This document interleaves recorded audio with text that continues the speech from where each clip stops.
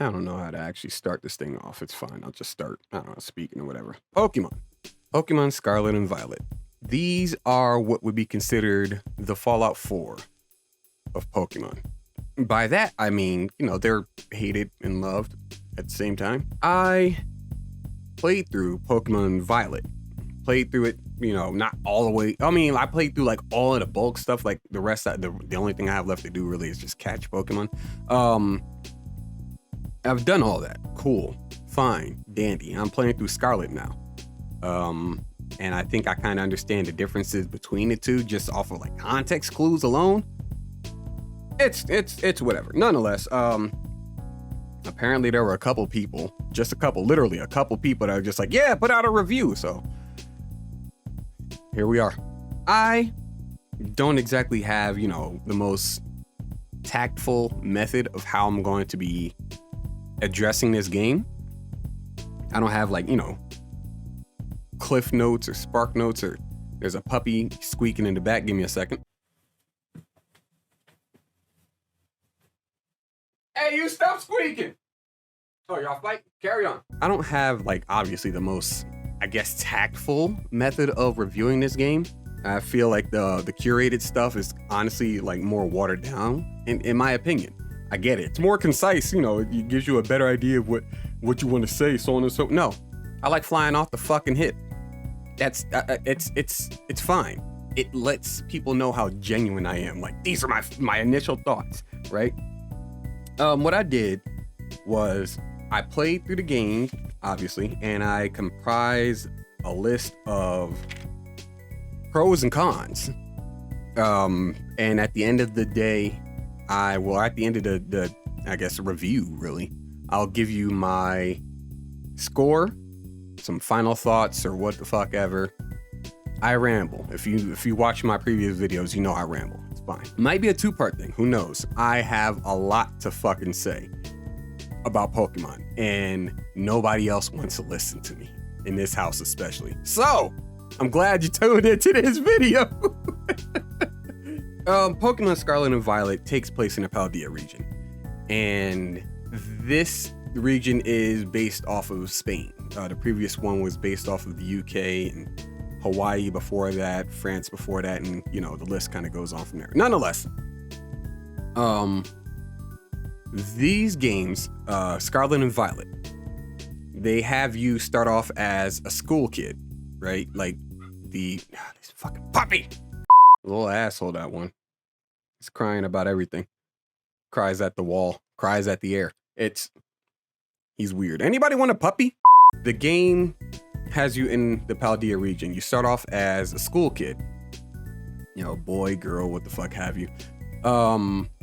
And the dean, I guess you could say, of the school, dean, not president, but like principal or whatever, introduces himself to you and your mom, because your dad's never around, except for in Gen 3, I think that was, when your father was a gym leader. You beat his ass, you keep it pushing.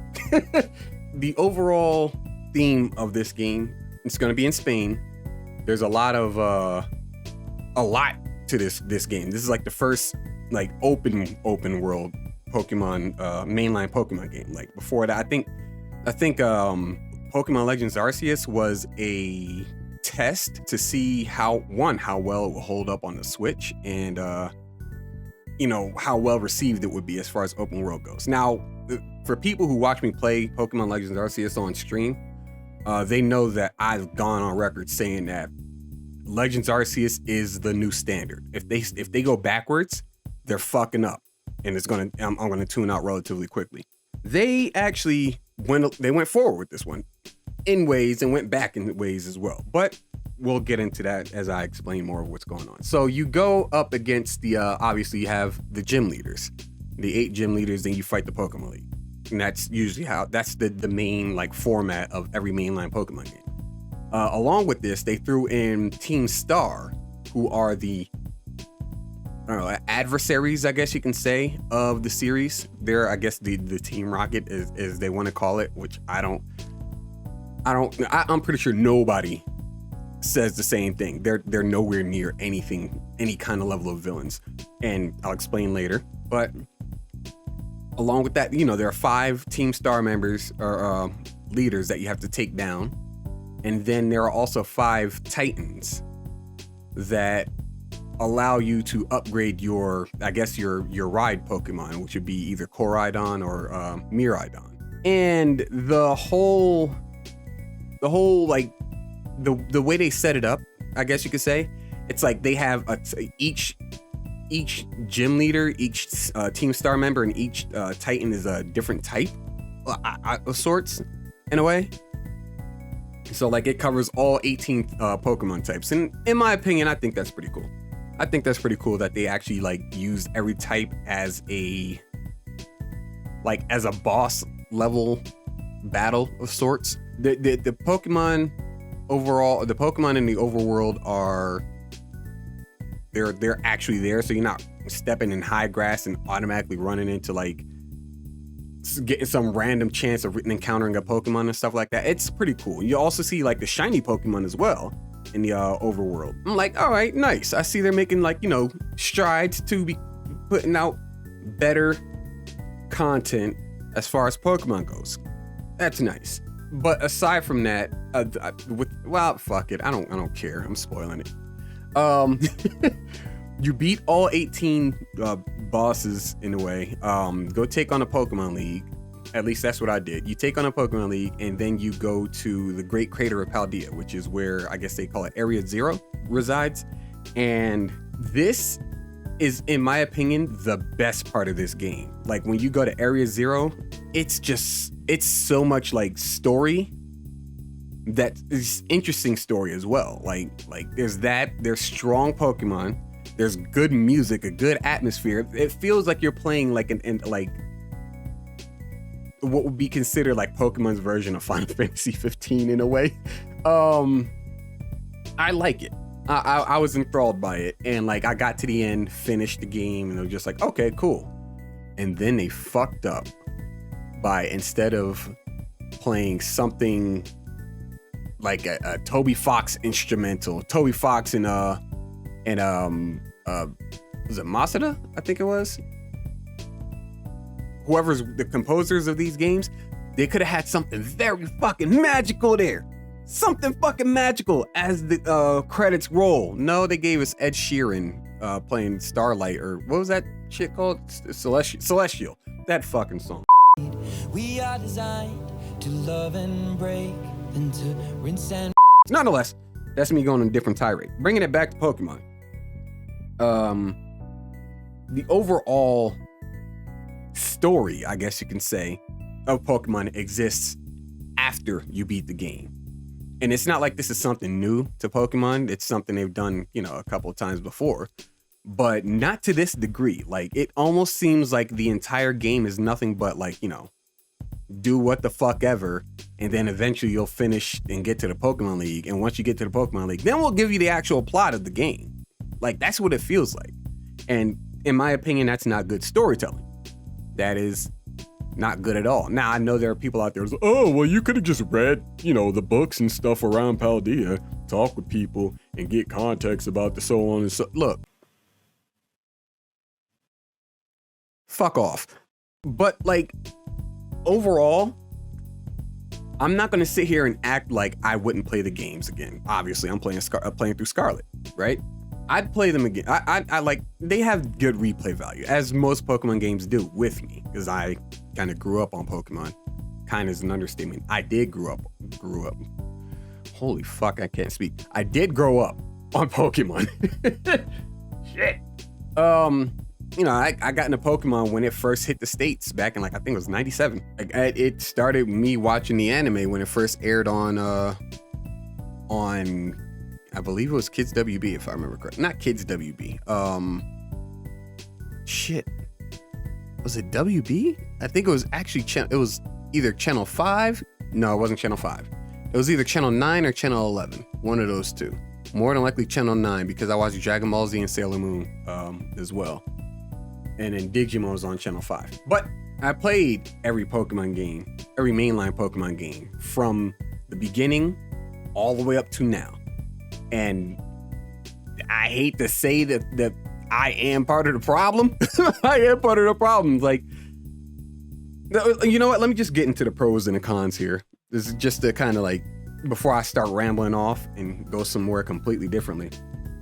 Pros, it's open world. I do enjoy the fact that it's an open world game. I think over the more recent years, I've enjoyed games more, the more open they've become, like as far as their world goes.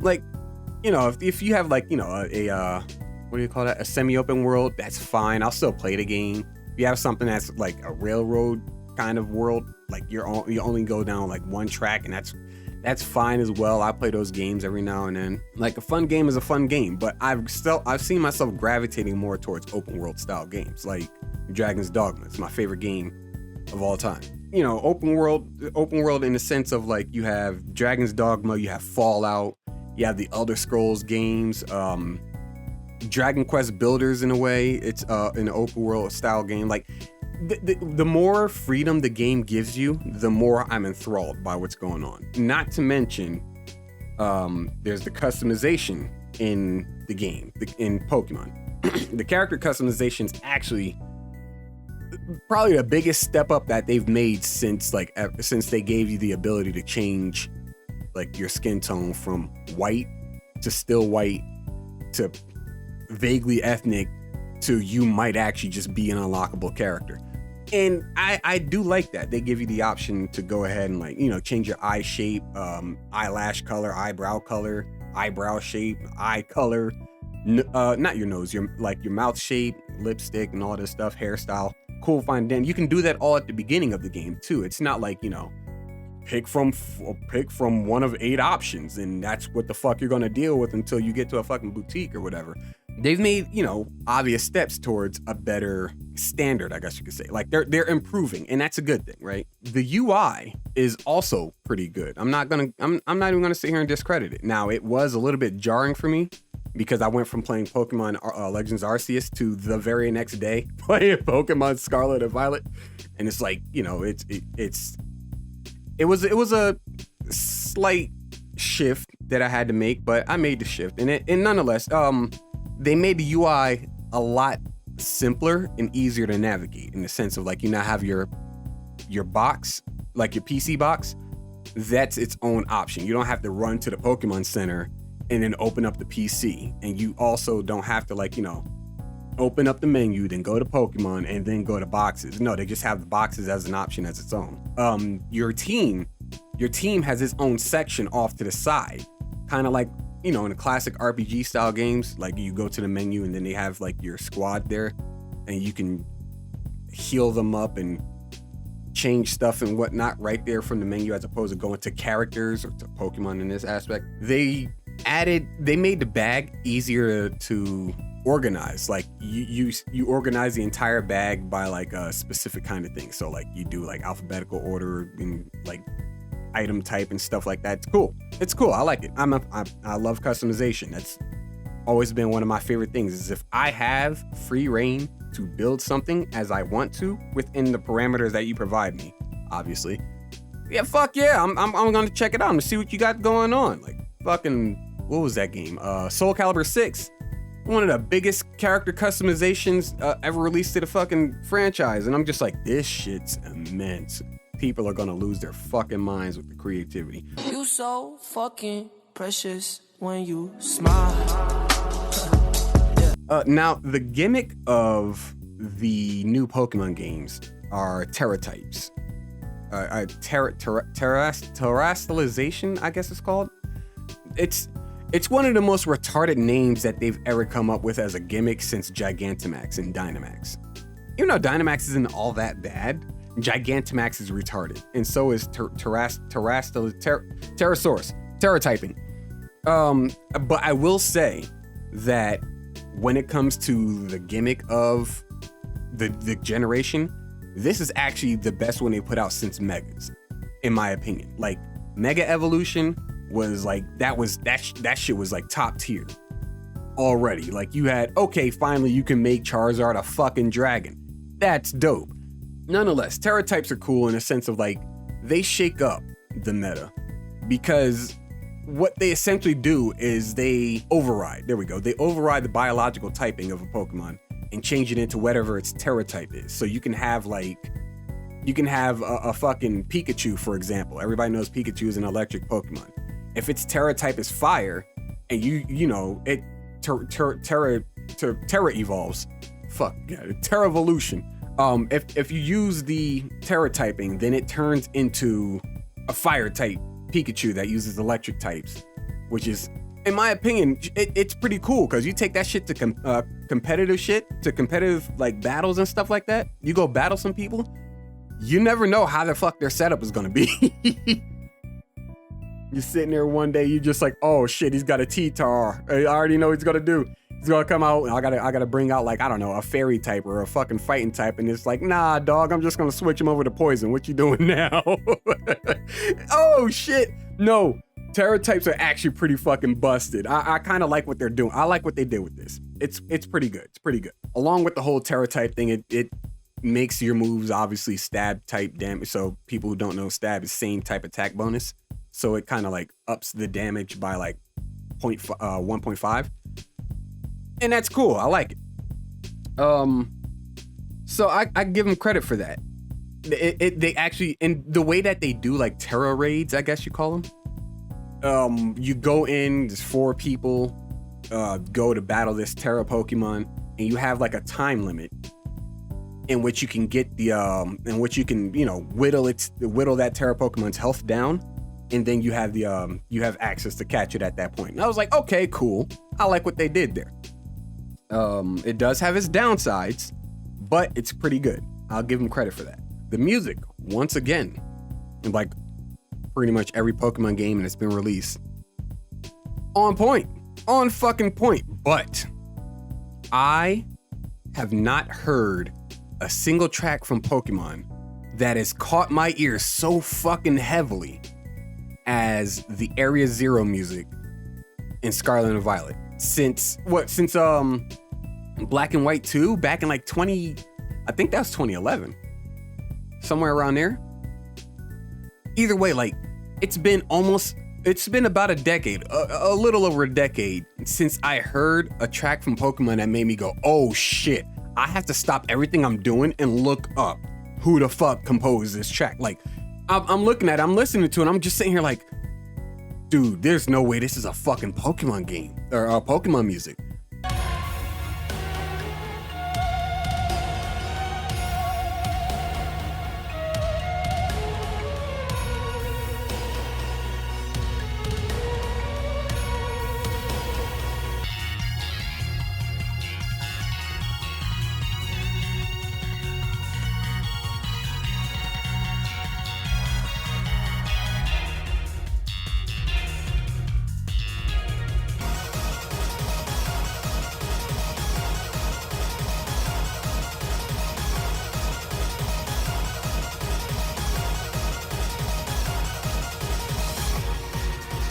Threw me for a loop. I mean, I knew Toby Fox was working with Game Freak, but I didn't know that he was also going to have like, you know, some input with the music composition in this game as well. So I'm listening to it, I'm just sitting there like, that is Toby Foxism right there. Holy shit. I recommend people check out the fucking soundtrack for this fucking game. Holy shit. That shit wowed me. It wowed me. I was sold. Jesus, the way this man uses sounds, just sounds. He doesn't even need necessarily instruments to make his shit sound good either. And that's one of the things I admire about like his abilities. Just god damn. Next Pokemon games they're gonna get Toby Fox and Mick Gordon, I hope. Go ahead and just like, you know, bust my balls for a minute there, Game Freak. It'd be great. Now, people who know me, when I get into like a new Pokemon generation, the thing that sells me the most with the new generation is the Pokemon designs. That's usually what I'm interested in when it comes to new Pokemon games. And I will say with these new Pokemon games, I'm kind of enjoying a lot of like the designs they have. Like I like the obviously Armor Rouge and Ceruledge. I do enjoy the ride Pokemon Miraidon and Koraidon. I hate the starters like final designs though. I just don't like them. But I'll get into that with the cons. I do have a list of cons. They have what's her name? Tinkaton. It's she's a pretty cool Pokemon. They have some other ones, Flamigo, Esperanza, I think its name was, and like some other really interesting. They finally hit rock bottom and decided to turn a Tumbleweed into a Pokemon, and then it evolves into a bigger Tumbleweed, literally. Nonetheless, I do enjoy the Pokemon designs in this one for the most part. As far as like, I guess, traversing the region goes, I do enjoy the way that they set it up. It's not on a route system anymore. It's just like, you know, area 1, 2, 3, I think it was, or something like that. Area 1, 2, 3, or district 1, 2, 3, whatever. Anyway, I like that they did away with routes because I got tired of that grid system. I mean, the grid system's cool or whatever in, like, you know, past games, but we are now in 2022 where you give us the ability to run around in fucking circles like retards. I'm fine with that. Let me get that. Let me have that. I don't need to walk around in circles. You get the bike and you can go up and down mountains, you can swim, and you can kind of like clear areas. You can't exactly fly, but you can clear areas by gliding.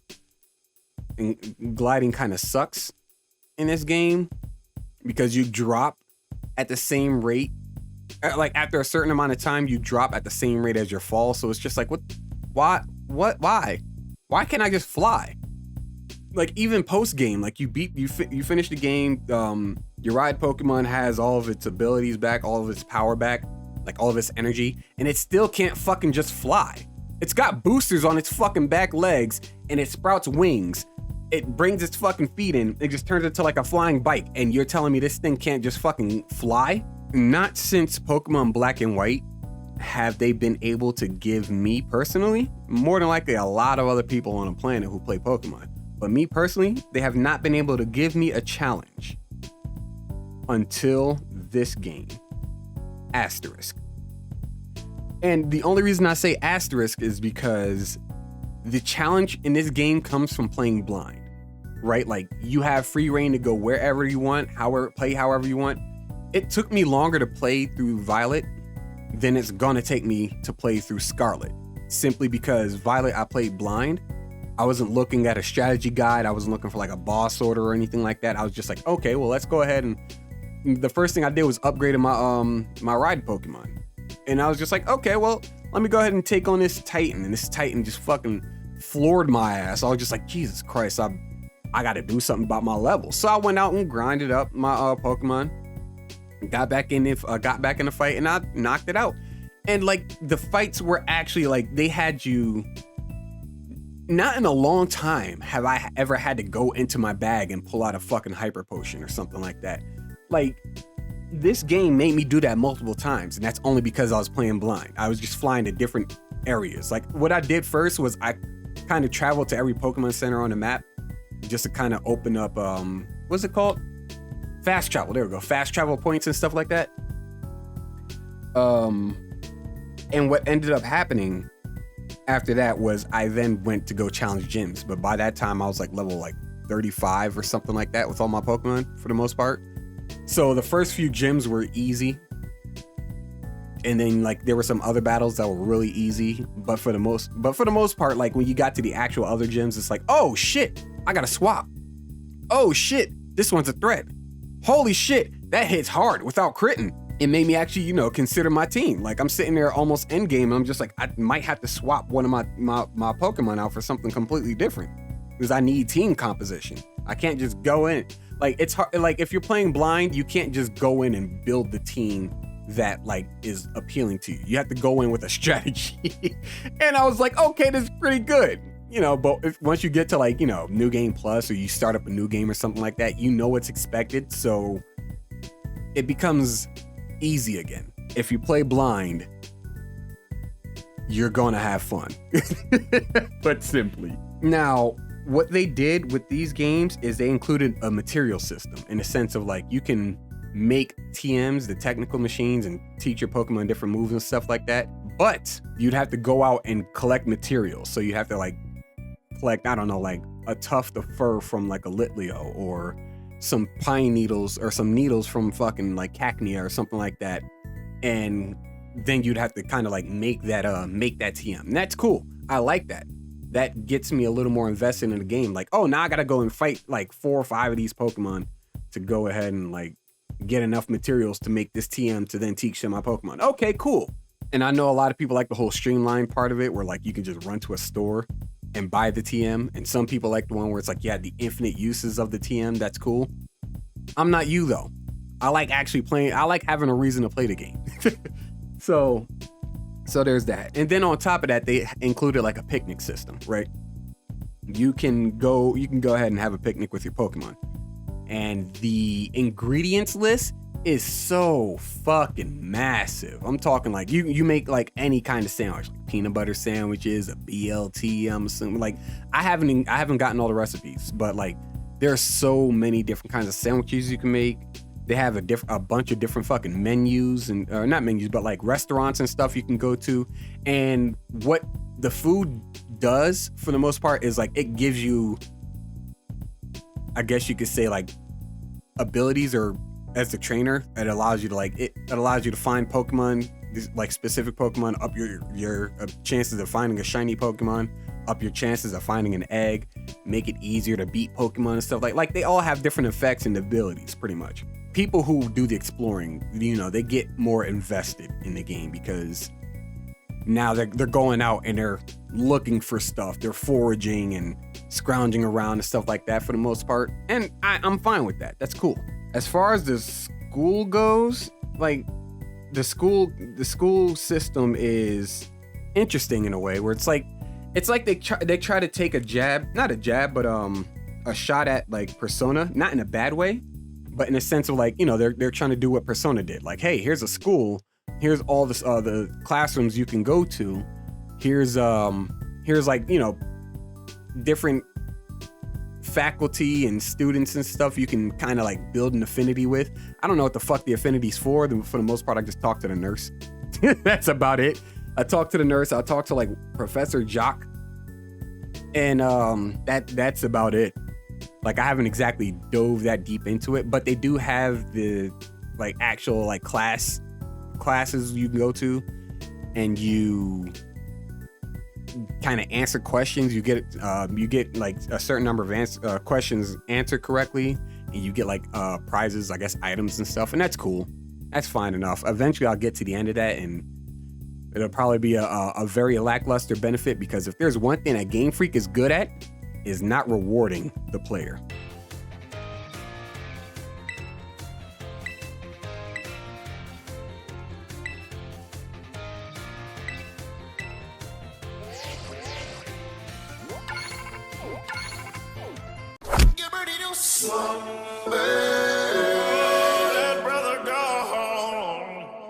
And one of the worst features in the game of Pokemon has been removed.